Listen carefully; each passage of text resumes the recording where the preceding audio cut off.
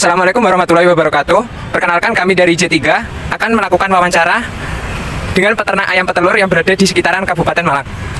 Sebelumnya, perkenalkan, nama saya Satria Bagaskara. Saya Lutfi Hafidha Barak. Perkenalkan, nama saya Pramudia Wardani. Perkenalkan, nama saya Gwenda Barisianturi. Oke, perkenalkan, nama saya Miko Indrianto. Perkenalkan, nama saya Franz Junior. Selamat menonton.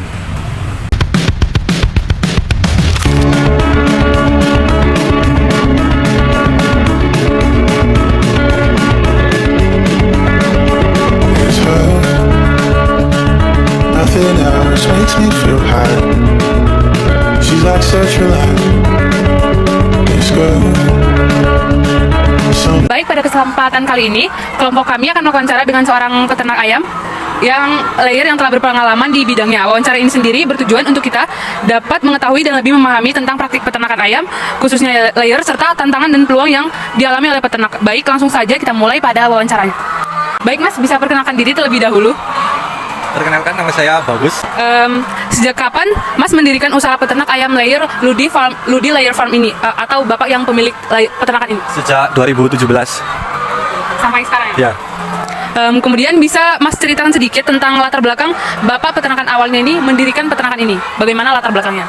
Latar belakangnya ini mendirikan ayam peternakan ini ya untuk usaha sampingan ya. Kira-kira berapa jumlah populasi ayam yang ada di peternakan layer Ludi Farm ini, Mas?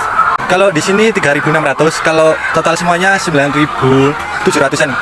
Kira-kira berapa jumlah telur yang bisa dihasilkan dalam satu hari, dan harga per telur per butirnya itu berapa biasanya? Kalau di sini per hari dapat 550 kilo. Tidak jual butiran, di sini jualnya kiloan. Kalau 1 kilonya sekarang 21.400. Ya. Terus pertanyaan selanjutnya, apakah ada telur abnormal yang juga dijual? Kalau ada, itu biasanya per bulannya itu sekitar berapa telurnya? Terus harga jualnya itu berapa? Nggak pernah jual gitu. Nggak ada. Ya. Ya. Kasih. Terus apakah di sini ada pemanfaatan kotoran ayamnya sendiri buat pupuk misalnya? Kalau ada, itu berapa harga jual per kilonya? Kalau di sini pupuknya dijual harganya per karung 6.000. Per karung. Ya. Oke, saya mau tanya Mas, buat luas dari kandang ini itu sendiri tuh berapa? Dan kalau boleh tahu dari harga dulu belinya itu berapa, Mas? Kalau luasnya ini panjangnya ini 50 meteran, kalau luasnya itu 20 meter ya. Kalau harga belinya ini kurang paham, ini soalnya warisan itu. Terus buat modalnya sendiri, Mas, buat bikin kandangnya ini? Buat modalnya ini habis 1M itu, sudah paket sama ayamnya. Terus kalau boleh tahu buat harga perlengkapannya sendiri tahu nggak, Mas? Kan tadi include semuanya ya? Ya. Nah, jadi sekarang pengen tanya buat yang kurang paham, kalau harga ayamnya saya tahu. berapa harganya? Ayam puletnya itu 90 ribuan satu ekor ya. Untuk biaya pajak tanah pertama kira-kira berapa ya, Mas? Pajak per tahunnya itu 20-an. Kalau jenis pakan yang diberikan pada ayam itu apa dan dikeluarkan sehari itu kira-kira berapa ya? Untuk jenis pakannya yang digunakan itu konsentrat, terus dedak sama jagung. Untuk biayanya sekitar 2 jutaan. 2 juta. Ya. Di sini untuk karyawannya itu ada berapa ya, Mas? Dan untuk gaji per bulannya itu berapa? Untuk karyawannya di sini ada 5 orang dan gaji per bulannya itu hampir 3 juta. Dan untuk biaya listrik untuk keseluruhan kandang ini berapa, Pak, Mas, per bulannya? Per bulan habis 1 juta. Oh, habis satu. Ya. Oke, terima kasih, Mas. Untuk berapa biaya yang diperlukan untuk keperluan obat, vaksinasi, maupun vitamin per bulannya, Pak? Untuk biayanya sekitar 2 jutaan. 2 juta. Untuk semua kandangnya. Untuk per masing-masingnya itu di bagian berapa? Per masingnya itu habis sekitar 500-an. Ya. Untuk selanjutnya, bagaimana telur-telur itu didistribusikan ke konsumen setiap harinya, Pak? Ada bakul sendiri yang ambil di sini. Berarti setiap pagi atau sore? Setiap sore. Setiap sore ambil. Selesai panen ada yang ambil.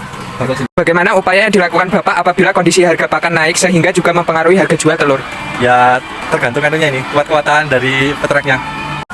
Selanjutnya, kalau ada penyakit, apa yang biasa menyerang ayam Bapak dan bagaimana Bapak melakukan pengawasan dan pengendalian terhadap penyakit tersebut? Kalau di sini penyakitnya yang sering terjadi ayam lumpuh sih. Ya penanganannya disuntik. Kalau disuntik nggak sembuh ya biasanya ayamnya mati. Kan nggak bisa minum, nggak bisa makan. Dicoba kasih minum makan, nggak mau. Terus akhirnya mati. Selanjutnya, berapa jumlah ayam akhir dalam satu bulannya dan bagaimana penanganannya? Apakah dijual atau bagaimana, Pak? Untuk jumlah ayam akhir ini di sini tergantung umur sih. Kalau umurnya sudah 100 minggu baru diakhir semua. Untuk penjualannya ada yang ambil sendiri di sini. Lalu tantangan apa yang dihadapi atau kendala apa yang dialami peternak Bapak dan bagaimana cara mengatasinya? Tantangannya ya pas harga telur turun sama cuaca. Untuk cara menghadapinya ya ini ditutup sama baterai apa ini? Tray ini. Ya.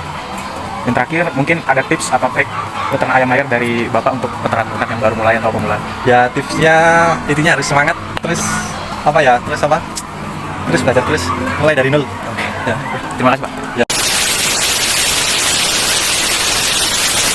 Baik, pada kesempatan kali ini, kelompok kami akan melakukan wawancara dengan seorang peternak ayam layar yang telah berpengalaman di bidangnya. Pertama, bisa Bapak perkenalkan diri terlebih dahulu?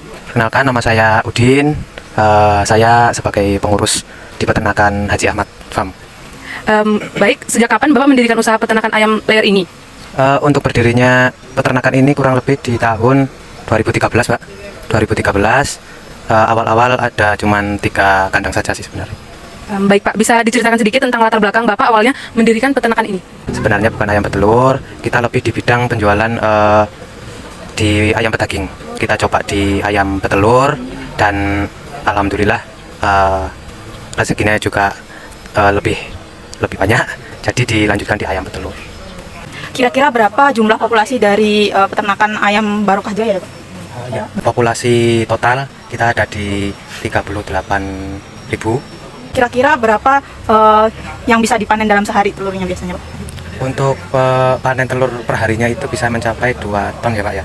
Di sini apakah ada penjualan telur yang abnormal atau yang tidak baik kualitasnya gitu? Terus biasanya per hari itu berapa jumlahnya dan harganya per kilo tuh berapa, Pak? Biasanya kita bedakan di 2 jenis ya Pak ya. Dari telur yang putih sama telur yang bentes. Untuk telur putih biasanya kita harganya turun 2.000 dari harga normal. Dan untuk telur bentes kita juga turun dari harga telur putih ke telur bentes 2.000. Sini apakah ada pemanfaatan limbah kotoran ternak dijual jadi pupuk gitu Pak kira-kira? Terus harga per kilonya juga berapa? Untuk kotoran ayam pengambilannya itu per periode ayam. Per periode 1 kandang kita ambil sekitar per 2 tahunan. Baik Pak, izin bertanya. Jadi buat peternakan ini itu luas tanahnya itu berapa? Sama kalau boleh tahu dulu harga belinya berapa? 2 hektar lebih di 140 benar. Untuk biaya, mau tanya tentang biaya pembuatan kandang.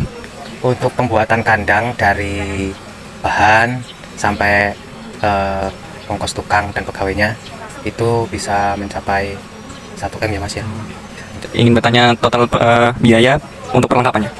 Sudah masuk di ya. situ Mas. Jadi kayak bahan-bahan dari bahan bangunan, bahan aksesoris kandang sampai di baterai itu kisaran segitu. Untuk biaya pajak tanah per tahunnya kira-kira berapa ya, Pak? Saya kurang tahu Mas ya. Kurang tahu. Untuk jenis pakan yang diberikan pada ayam itu apa ya, Pak? Dan biaya pakan yang dikeluarkan sehari itu kira-kira berapa? Untuk pakannya kita pakai pokpan ya Mas ya. Pakai pokpan, terus untuk DOC kita pakai New Hope. Kalau untuk total pengeluarannya saya kurang tahu berarti. Berapa gaji karyawannya Pak untuk per bulannya? Untuk gaji karyawan kita variasi Mas ya. Soalnya kita per karyawan pegang kandang dengan jumlah yang beda-beda. Kalau untuk 1.000 ayamnya biasanya kita kasih. Berapa biaya yang diperlukan untuk keperluan obat, vaksinasi maupun vitamin per bulannya Pak? Mungkin di 7-8 ya Mas ya. 7-8. Kalau ada kondisi yang kurang baik di ayam kayak sakit atau untuk menjaga kesehatan di perubahan cuaca. Selanjutnya, bagaimana telur-telur di sini dipasarkan atau didistribusikan ke konsumen setiap harinya Pak? Untuk telur kita sudah ada yang ngambil Mas ya. Sudah ada yang ngambil per jam 3 sore atau lebih lah. Biasanya ada yang ngambil. Kalau untuk telur yang kurang bagus biasanya ya kita jual sendiri di pasar. Selanjutnya Pak, kalau ada penyakit yang biasa menyerang ayam Bapak, bagaimana Bapak melakukan pengawasan dan pengendalian terhadap penyakit tersebut? Untuk penanganan yang sudah terjangkit, kita langsung masuk ke pemberian obat di pagi dan sore ya Mas ya. Di pagi dan sore antibiotik yang emang berhubungan dengan penyakit tersebut. Tapi kalau udah kondisi break dan udah terlalu menyebar banyak, kita biasanya di pemberian vitamin atau antibiotik injek. Berapa jumlah ayam afkir dalam 1 bulannya dan bagaimana penanganannya Pak? Apakah dijual atau di bagaimana? Untuk ayam afkir kita nggak per bulan Mas ya. Kita per periode sekitar 2 tahunan. Kalau per bulan kita lebih ke kematian per kandang sih Mas. Mungkin per kandang di kisaran 60-an ekor kalau tingkat kematian. Kalau total ayam afkir per periode biasanya ya tergantung berapa kandang yang emang udah masuk periode akhir Mas ya. Biasanya mentok 7.000 sih Mas biasanya.